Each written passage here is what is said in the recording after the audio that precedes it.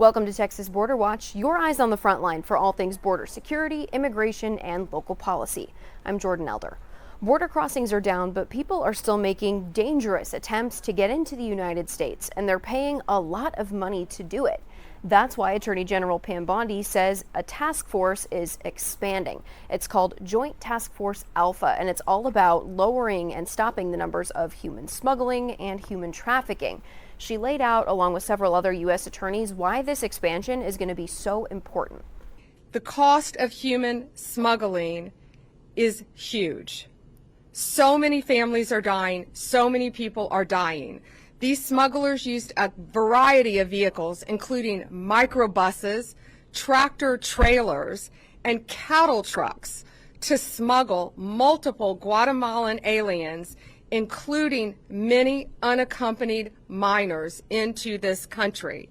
In the Western District of Texas, where Justin Simmons is our U.S. attorney, we just this week charged 4 defendants with their role in a deplorable scheme smuggling unaccompanied children into the United States from Mexico. These monsters behind the operation drugged unaccompanied children coming into our country, giving them THC so they would be asleep when passing through customs.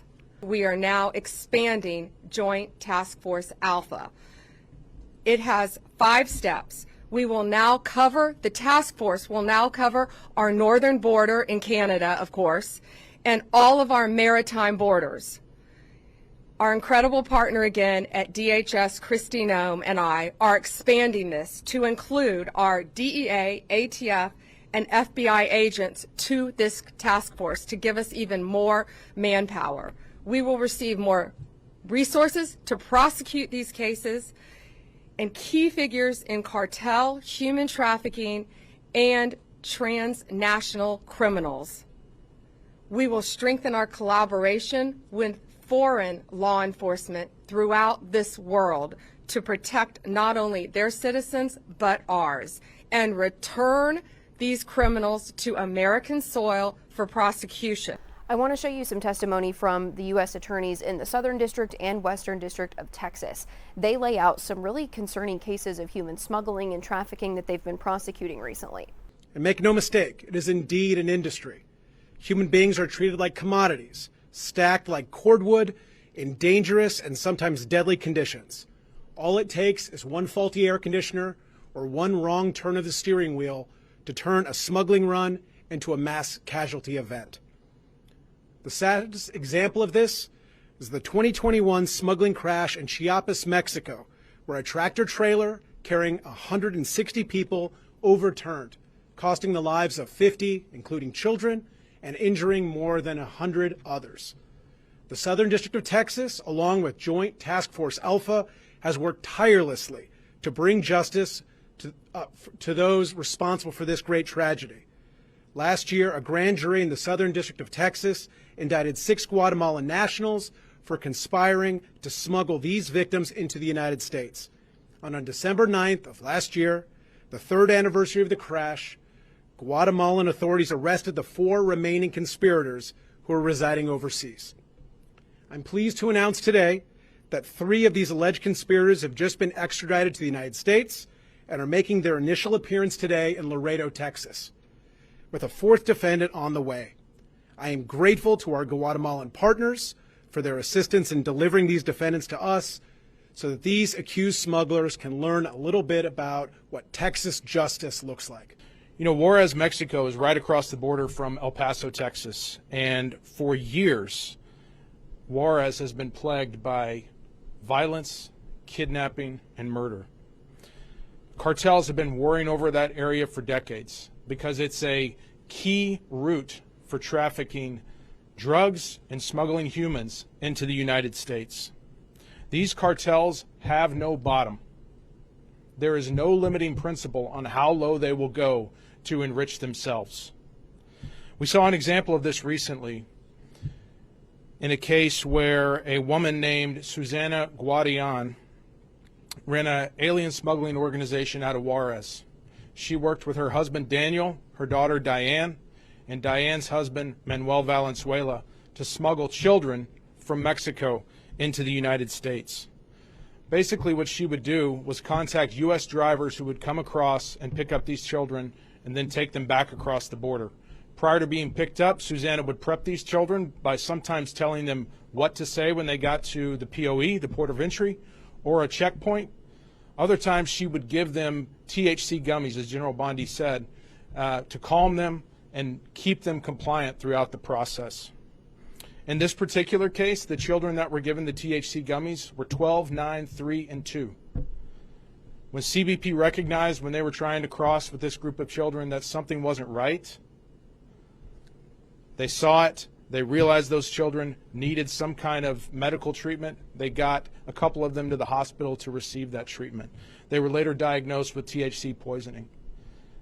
As U.S. Attorney Ganji said, as General Bondi said, these cartels, these organizations do not care about you or your children when moving them across the border.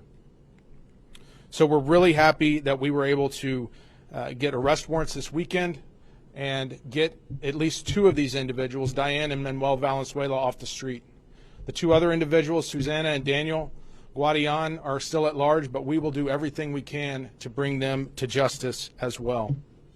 And some background for you on Joint Task Force Alpha. It was launched in June of 2021 by former Attorney General Merrick Garland, and it's been slowly growing to other territories ever since. Again, this latest update, it'll now cover parts of the northern border and the maritime border of the United States. We've already told you about the new plan to paint the entire southern border wall black. This is at the president's request, and he said that by doing that, it's going to make the wall hotter and harder to climb, and that it could also help prevent rust. We told you last time that we sent the Department of Homeland Security and CBP several questions about how this is going to work, and we got some responses, so I wanted to bring those to you. Just as a reminder, we asked, is that funding allocated as part of the overall spending package that includes funds for border barriers, or is the money to paint the wall going to come from somewhere else? We also asked who is going to be painting the wall and what the timeline is to get this project accomplished, because again, there's miles of border wall at the southern border. So here is the response that we got. With the OBBB, which is the One Big Beautiful Bill Congressional Funding Package, if you're unfamiliar, we will be able to finish the border wall system started under President Trump's first term. Due to an active procurement process to finish the wall, it would be irresponsible to the American taxpayer to release the numbers, as it may impact future bids. So the translation here is, they're not going to tell us exactly how much it could cost to paint the entire border wall. The statement goes on to say, the One Big Beautiful Bill Act includes $46.5 billion for border barrier system construction. Black paint is considered an attribute of the border barrier system. So that tells us this is not going to need new money allocated. It's going to be in this big federal spending package that has already been passed. It goes on to say currently black paint is being applied to border wall construction projects in the El Paso and Tucson sectors and will be included in future contracts. So essentially, if more border wall is going to be built, they're already going to factor the black paint on into that. We did not get any response about what the overall timeline of this project is going to be, but some answers to those questions, so we wanted to bring those to you. Here in Texas, commercial truck drivers are now going to be taking a sort of English test. There is a push for this all across the country. It started with this executive order in April 2025 from President Trump, and essentially it said that America is not enforcing requirements for truck drivers to be proficient in English. It says, quote, drivers need to provide feedback to their employers and customers and receive related directions in English. It also lists the need to understand highway traffic signs, signals, and respond to official inquiries. So Transportation Secretary Sean Duffy was giving comments about this recently, and he actually pointed out a few states that the federal government feels is not actively enforcing these requirements, and he put out a warning for them. We've identified several states that have not been in compliance. That would be Washington, California, and New Mexico. Phase one for us, which I'm announcing today, is we are going to give these states 30 days to come into compliance with truck drivers speaking proficiently the English language, or we're going to look at federal funding that they receive under the Motor Carrier Safety Assistance Program. Hopefully, in the next 30 days, we won't have to withhold any money from them, but if they don't come into compliance, we will start with withholding this money and then we will take additional steps to guarantee compliance. And this is not, just to be clear, this is not just about saying we have some obscure rule that we want them to comply with, that truck drivers speak English. This is about keeping people safe on the road. Your families, your kids, your spouses, your loved ones, your friends, we all use the roadway.